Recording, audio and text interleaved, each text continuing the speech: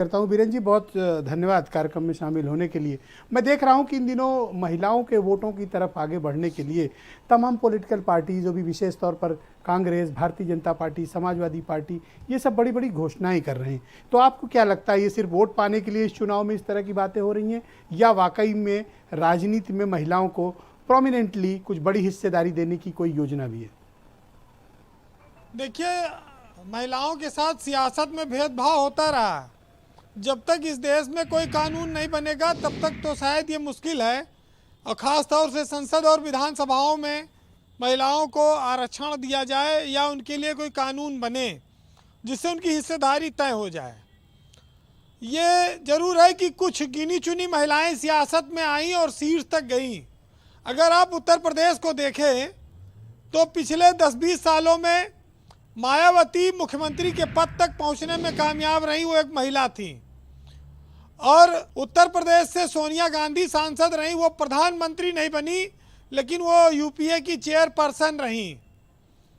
संवैधानिक पदों पर लोग कम पहुंचते हैं, लेकिन उत्तर प्रदेश का आज सौभाग्य है कि यहाँ की राज्यपाल आनंदीबेन पटेल एक महिला हैं। बीजेपी ने एक महिला राज्यपाल उत्तर प्रदेश को दिया है। मैंने ये सारे नाम इसलिए लिए कि ये गिने चुने नाम है और देश में जाने पहचाने नाम है। हम मातृशक्ति कहते हैं, आधी आबादी कहते हैं, बड़ा सम्मान करते हैं, लेकिन प्रतिनिधित्व नहीं दे पाते।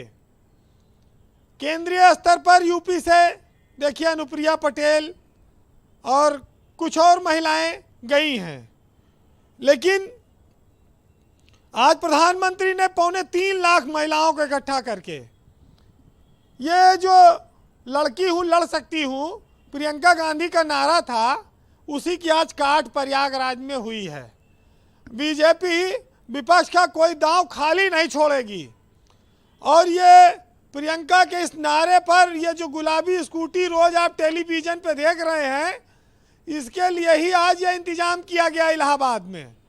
2.25 लाख महिलाओं को 1000 करोड़ रुपए से ज़्यादा स्वयं सहायता समूह, तमाम सखी, आशा बहू, तमाम महिलाओं को दिया गया। देखिए, कोई सरकार दे, कोई पार्टी दे, महिला का तो देखिए बचत करने की आदत होती है। आपने देखा होगा कि नोटबंदी में महिलाओं के पास कितना रुपया रखा था। ऐसे घर में मांगो, महिला 1 रुपया कहेगी मेरे पास नहीं है। लेकिन जब नोटबंदी हुई तब पता लगा कि महिलाओं ने बहुत पैसा छुपा कर रखा था। तो ये महिलाओं की बचत करने की आदत है। हम लोग जब छोटे छोटे थे, घरों में देखते थे, तब कहाँ सबका बैंक खाता होता था। तो माँ और बुआ, मौसी, तमाम सारे लोग, ये लोग जो आते थे, ये सब ऐसे कहीं गुल्लक में, कहीं डिब्बे में, कहीं कहीं कहीं छुपा के पैसा रखते थे। बड़े विचित्र दौर इस देश ने देखे हैं, क्योंकि ये देश गरीबी का देश रहा है, अंधेरा रहता था। अब हम उजाले की ओर बढ़ रहे हैं, आत्मनिर्भर होने की ओर बढ़ रहे हैं। ये देश तरक्की के रास्ते पे जाए, खुशहाली आए, इसमें कोई बुराई नहीं है, और माताओं और बहनों और बेटियों के लिए इसकी सबसे ज़्यादा ज़रूरत है। तो क्या आपको लगता है कि महिला वोट बैंक जैसी कोई चीज़ एग्जिस्ट करती है उत्तर प्रदेश की पॉलिटिक्स में, या बन सकती है, जिसके पीछे ये पॉलिटिकल पार्टीज भाग रही हैं? एजेंडा सेट हो सकता है? देखिए, ये कहते तो हैं आधी आबादी का वोट है, 50% वोट है, लेकिन महिलाएं ज़्यादातर अपने पुरुषों के कहने घरों पे वोट देती हैं। शहरों में कुछ महिलाएं हैं जो पढ़ लिख कर आगे आ गई हैं, जो स्वयं निर्णय करती हैं, नौकरी चाकरी में है, सियासत में है, लेकिन उनकी मात्रा सीमित है। जागरूकता से ही परिवर्तन आता है, शिक्षा से ही परिवर्तन आएगा। कुछ साल कुछ लगेगा, कुछ पीढ़ियां लगेंगी, लेकिन परिवर्तन तो आएगा जब रास्ता चल रहा है। देखिए, चूंकि हम आप इसलिए आगे हो गए कि हमको आपको घर में बच्चा नहीं पालना है, हमको आपको घर में खाना नहीं बनाना है, हमको आपको धुला हुआ कपड़ा मिलता है, चकाचक पहन के हम लोग बढ़िया आते हैं। और हम काम बाहर तभी कर पाते हैं क्योंकि हमें अपने बच्चों की फिक्र नहीं रहती, उनको उनकी माँ घर में पालती है। हम निश्चिंत होकर बाहर काम कर रहे हैं। ये सब गुण हमेशा रहे, हम समझते सब हैं, लेकिन हम बाहर भी शासक हैं, हम अंदर भी शासन करना चाहते हैं। मेरा कोई हृदय परिवर्तन नहीं हुआ है, मैं हमेशा जैसा रहा हूं वैसे बोलता हूं। और हाँ, वही मैं सोच रहा था कि आज आप भटकी हुई भाषा कैसे बोल रहे नहीं, हैं। इसीलिए घर में झगड़ा भी बहुत होता है। हाँ, लेकिन अब परिवार चलाने के लिए पुरुष को भी झुकना पड़ता है, क्योंकि महिलाओं का तो यही तो सम्मान कह रहा हूँ, थोड़ा सा करना पड़ेगा। राजनीति में भी झुक जाओ और इनको मौका दो। ब्रजेश जी, हम जिस देश में हैं, हमारी बहनें और तमाम लोग बैठी हैं, हमारे यहाँ औरत अपने आदमी को सब कुछ मानती है, बस खाली उसका कहना नहीं मानती। ये सत्य है, हर मर्द ये मानता है। अब व्यक्तिगत पीड़ा को अब क्या कहा जाए वीरेंद्र जी? अब इसके और आगे सुन लीजिए एक बात। एक आदमी का दांत टूट गया, हाँ। तो वो डॉक्टर साहब के पास गया दांत दिखाने के। डॉक्टर साहब, मेरा दांत टूट गया। तो डॉक्टर ने कहा, भाई ये दांत कैसे टूट गया? कहीं डॉक्टर साहब, आज पत्नी ने रोटी जो है बहुत कड़ी बनाई थी और जल भी गई थी। तो डॉक्टर ने कहा, भाई खाने से इनकार कर देते, इतनी कड़ी रोटी क्यों चबाना? कहीं डॉक्टर साहब, वही तो किया था, ये रोटी से नहीं बेलन से टूटा है। तो हमारे देश में मातृशक्ति की बड़ी ताकत है, इनकार करोगे तो आनंद भी पाओगे। बहरहाल जी वीरेंद्र ये जी। तो हंसी मजाक चलता रहता है, लेकिन राजनीति में महिलाएं आगे नहीं बढ़ पाई, उनके साथ भेदभाव होता है। महिलाओं को पुरुष प्रधान समाज में आगे बढ़ पाना इतना आसान नहीं माना गया। लेकिन अब महिलाओं की खूबी देखिए।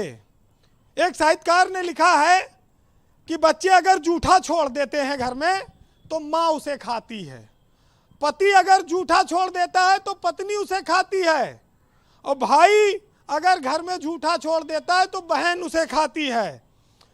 अगर एक माँ, एक पत्नी, एक बहन जूठा छोड़ दे तो उसे कोई मर्द नहीं खा सकता। ये हमारे समाज की सच्चाई है।